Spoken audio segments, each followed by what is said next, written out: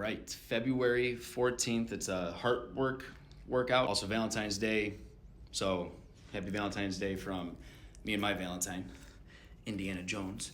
But anyways, double tap her face, my face, like the video, we appreciate it.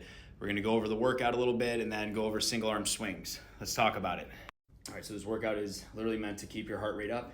When you're on the floor, you're gonna alternate between an upper body and a lower body exercise. The lower body exercises are meant to be explosive, meant to get your heart rate up, and you only get 10-second breaks in between, or you're supposed to. Like, don't be the lazy person who takes more than that. If it's not a great day for you, it is okay if you go way lighter on whatever exercises you need to, or take it slower on the upper body so you can catch your breath, but try to keep it with just the 10-second breaks.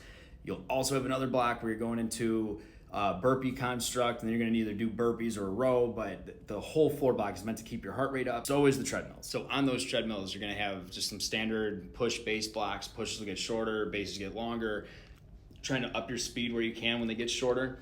And then you have some 1 minute all outs where you're going to increase your speed like every 20 seconds. But you start off maybe a little more conservative, but by the end of it, you should be adding up to something that is pretty aggressive. But again, just expect that heart rate to be up. You're ready to get a really good calorie burn. It's a good one. And then just, stay tuned for an extra minute or so as I go over these single arm swings. Say bye, Indy. Talk about single arm dumbbell swings. Some common things that I see, maybe it just helps you feel this a little bit more. So when we're going through these, dumbbell between the legs, you can hold it straight. You could also hold it this way. If you're gonna hold it that way, you may want a little bit wider stance when you're coming up and down. If you keep it neutral, then you can keep your feet so a little more centered underneath you rather than wider. But anyways, big thing I see a lot of times with this is people going like down towards the floor, going back behind them.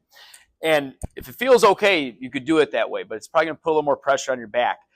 What you wanna think about though, so you get a little more hamstrings and hips, you wanna keep this dumbbell as close to your groin or your butt as you can. So as that dumbbell's coming back, it should almost be above my knees. As I come up and back, I'm going to stand up as tall as I can, and almost like I'm trying to get the dumbbell to like touch my butt on the way back. If you keep it in close like that, it's going to force you to hinge back and then stand up just tall. You're not trying to arch yourself back or anything like that.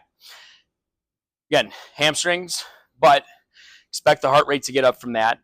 Should be a little bit on the heavier side as long as your back isn't bugging you or anything like that today.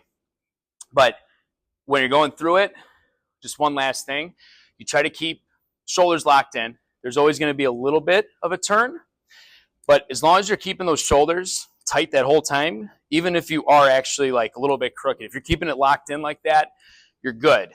What you want to avoid is having like this happen where you're constantly rotating the whole time or staying loose.